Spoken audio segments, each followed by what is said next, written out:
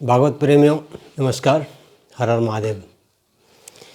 आज का विषय है हमारा मांसाहार नहीं करना चाहिए तो क्यों नहीं करना चाहिए।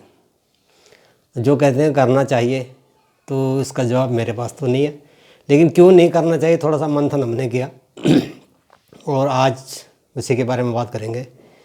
एक समुद्र मंथन पे आप बात आई थी, पहले वक्तव्य में मैंने आपको कहा था कि जैसे बासुकी नाग का जो रस्सी बनाए थे वो दैत्यों की तरफ उनका सिर था, जिससे गर्मी बहुत ज़्यादा निकल रही थी। तो उसका अर्थ क्या है भाई? दैत्यों ने कह दिया था हम नहीं करेंगे काम, ये तो बहुत फुंकार मार रहा है, हमें गर्मी हो रही है। तो यही सेम आपके ज़िंदगी में होता है कि फैक्ट्री में वर्कर काम करता है तो उससे खून पसीना बहाना पड़ता है, भट्टी में काम करता है, तो मालिक नहीं करता भट्टी में काम गर्मी में जो है वो यही तात्पर्य है। बाकी ये पहले भी कह चुका हूँ मैं आपको। आगे हम मांसाहार पे बात करने वाले हैं, मांसाहार क्यों नहीं करना चाहिए। भक्तजनों, मैं नहीं कह सकता अपनी तरफ से, आप खुद सोचिए। आप ही कहते हो और परमात्मा भी कहता कि मैंने तेरे को इस पृथ्वी पर जन्म दिया, ये सब कुछ तेरे लिए है। तो जब सब कुछ तेरे लिए है तो आप भी मानते हो कि भाई यही जीवन है खाने पीने का। अब खाने पीने का मतलब ये है कि मनुष्य जीवन है क्या? मनुष्य मात्र के लिए मांसाहार वर्जित है वैसे भी, लेकिन बहुत सारे लोग कहते हैं नहीं भाई हमारे लिए बना हुआ है। तो कहाँ फिर वो बात रह जाती कि जीवों पर दया करो। कहने का तात्पर्य ये है कि जैसे आज आप खाने के लिए बैठते हो और जब आप कहते हो कि ये हमारे लिए है, सब कुछ परमात्मा ने हमारे लिए दिया है, ये आपके लिए है सारी पृथ्वी, तो जब आपके लिए है तो आपका ही है सब कुछ, तो आपने ही रहना है। चाहे 84 लाख योनियाँ हैं वो भी आपने ही रहना है। अब जैसे 84 लाख योनियाँ हैं क्या, ये सेम ऐसे ही हैं जैसे आप किसी भी क्लास में 9वीं 10वीं में परीक्षा देते हो, सारे साल पढ़ करके जितने सब्जेक्ट होते हैं आपके पास, अगर किसी सब्जेक्ट में आप फेल हो जाते हो तो आपको सारे साल दोबारा पढ़ना पड़ता है। ये नहीं कि आपको सारे सब्जेक्ट नहीं पढ़ने हैं। हाँ, ये ज़रूर है कि जो आपको आता है वो उसमें कम मेहनत करनी पड़ेगी, जो सबसे ज़्यादा जिसमें फेल हुए वो आपको मेहनत बहुत ज़्यादा करनी पड़ेगी।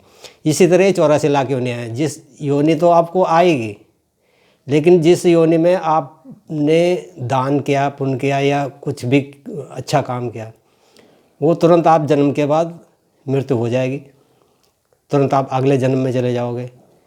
जिस जन्म में जहाँ आपने ज़्यादा पाप किया है वो आपको भुगतना पड़ेगा।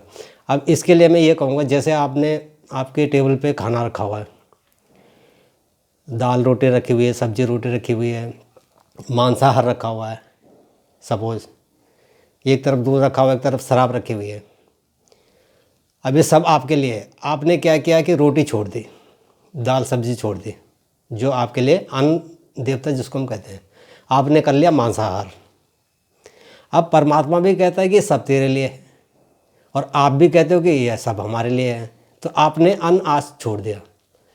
अब आप सपोज ये सोचिए कि अगली 84 लाख योनि में आपने ही आना है, क्योंकि आपने बोल दिया, सोच लिया मन में कि ये सब हमारे लिए है।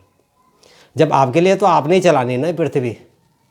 अब आप सपोज शेर की जो मांसाहार वाले जीव है उसमें जन्म ले लिया।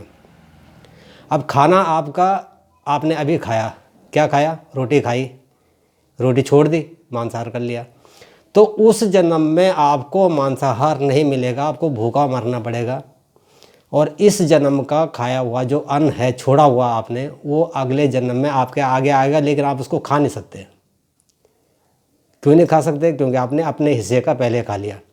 या तो पूर्ण रूप से मांसाहार भी छोड़ दो, खाना भी कम खाओ। कम खाने का मतलब ये नहीं है, खाना जितना आदमी खाता है वो इंसान के लिए बहुत ज़्यादा होता है, क्योंकि सभी कहते हैं कि कम, जो आप कहते हैं अल्पाहारी। अल्पाहारी का मतलब क्या है? शरीर में खाना जितना हम खाते हैं उतना लगता नहीं है, वो वेस्टेज होता है। इसलिए आपसे अनुरोध है कि खाना भी लिमिट का खाइए, जितनी भूख लगती है उससे कम खाइए और अपना पेट समाज सही रखिए, आपका स्वास्थ्य भी सही रहेगा। मैं कामना करता हूँ परमात्मा से आपका स्वास्थ्य सही रहे और आप इस चीज़ पे अमल करें कि ये भूमि आपकी है, आपके लिए है। लेकिन यहाँ वही होता है, मोक्ष। मोक्ष का मतलब यह है कि त्याग करना पड़ता है। अब आप जैसे भी सोचें।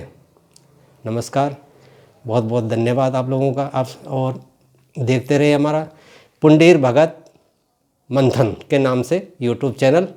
नमस्कार, हर हर महादेव, जय श्री राम, राधे राधे, जय हनुमान।